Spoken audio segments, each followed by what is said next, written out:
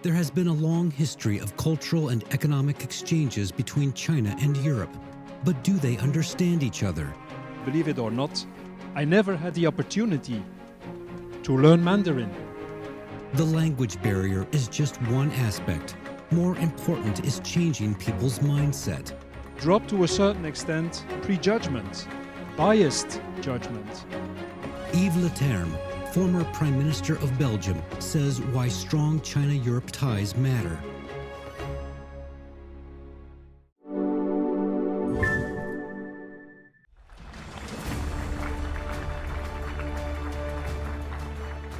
Belgium is located at the heart of Europe, and it's hosting the capital of Europe. I personally consider the European integration as one of the most important elements of progress of the last 7-8 decades. It's only joined by the unprecedented social economic development of China, of your nation. The European integration, peacemaking, and China's development, in both cases, the economy is the engine, connection is the engine. We have a shared responsibility coming from that. The responsibility we share has to be based and improved based on mutual understanding. A good understanding of Europe and a good understanding of China. When I think about myself, I'm now 63 years old. I had something like 20 years at school, from a little boy, pupil, student, university degrees. Well, during these 20 years, believe it or not, I never had the opportunity to learn Mandarin. I never had mandatory courses on the history of China, a nation that has been dominating during centuries world's history. Well, a European student almost has no opportunity to learn your history. We should change this.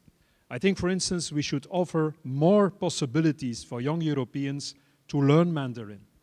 We should make it mandatory for at least having a basic understanding of the history of China and the role it played in the world's history. Last but not least, we have in Europe an Erasmus scheme that is already used for some exchanges, including for Chinese students. I think we should massively invest in it and make it possible for more students from Europe and from China to have a year of learning, a year as a student in Europe or in China, in the other part of the globe. This would increase the mutual understanding. This would be a fantastic asset for these people personally, also for their future. And it would unleash cooperation based on mutual understanding. When I think about mutual understanding, I think about attitude. We should be ready to learn from each other. And that means to drop to a certain extent prejudgment, biased judgment. And it means also the flexibility. Be open for learning to know each other and to cooperate. I was in a small town, a small city in the western part of Flanders, in Belgium, the western part of Belgium, called Pittem. Pittem only has something like 5,000–6,000 citizens. And we were celebrating the memory of Father Verbist. Father Verbist that was born the 9th of October 1623, precisely 400 years ago.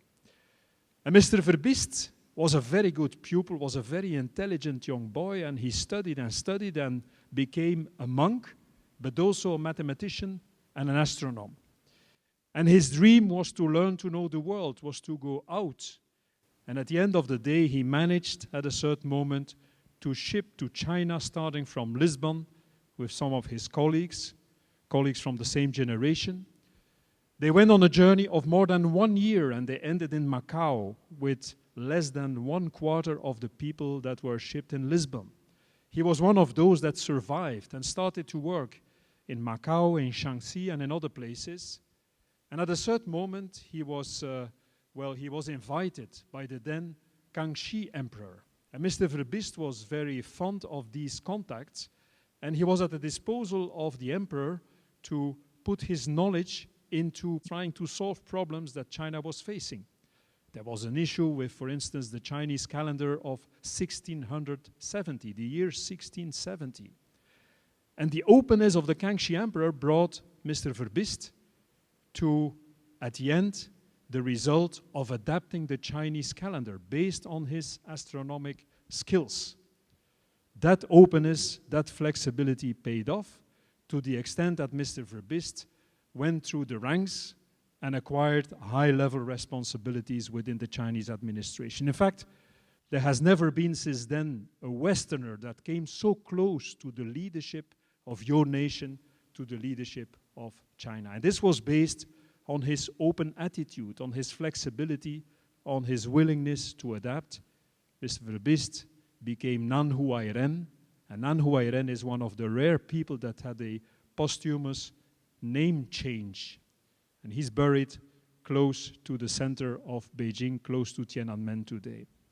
That kind of open attitude of Mr. Verbiest, of Nan Huairen 400 years ago, is sometimes underdeveloped. Well, we have to overcome hurdles.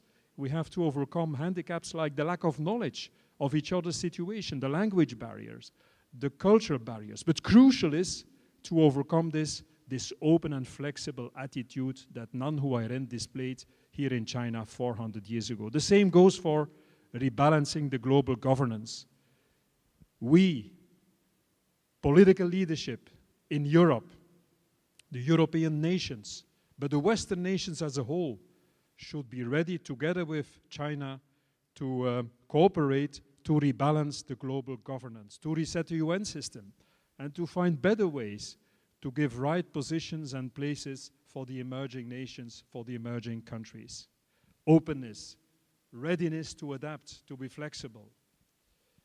We also share, ladies and gentlemen, a common responsibility, not only in terms of global governance, but also to support the development of developing nations.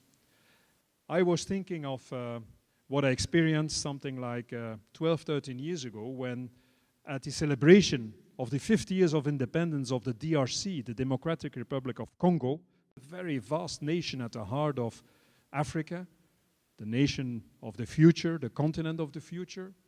And at a certain moment at the end of the parade, when we had seen passing by all kinds of elements of the DRC army and also some other foreign armies, we saw a quite vast number of Chinese people, Chinese engineers and Chinese workers that were celebrated and thanked for their contribution to the development of the DRC through investment in railroads, through investment in infrastructure. It was maybe a little bit earlier than the BRI, but it was done with the same spirit of common development. Well, this is also a lesson. We should join forces to unleash the potential of Africa. We have a dream of shared society, of a common future, a common shared future. Well, this is also in terms of common responsibility to develop the continent of Africa. So to sum up, I think that both our stories, the European integration, the unprecedented socio-economic progress you made as China, these are very important elements of progress, and they are based on connection, on openness, on economic development, and this brings us with a common responsibility that we will meet if we increase our mutual understanding through better knowledge of each other's language, to better knowledge of each other's history, through exchanges. And we have to have an open mind, the open mind that Nan Huairen displayed already 400 years ago in very difficult circumstances. And starting from that mutual understanding and common development and connection between China and Europe, we also have a responsibility to the global governance and to a continent like Africa to unleash its potential, to make the shared societies reality in the future together with these emerging nations. I hope that's a nice agenda for the future, an agenda of peaceful cooperation. I wish you all the best, and I thank you for your attention. Thank you very much.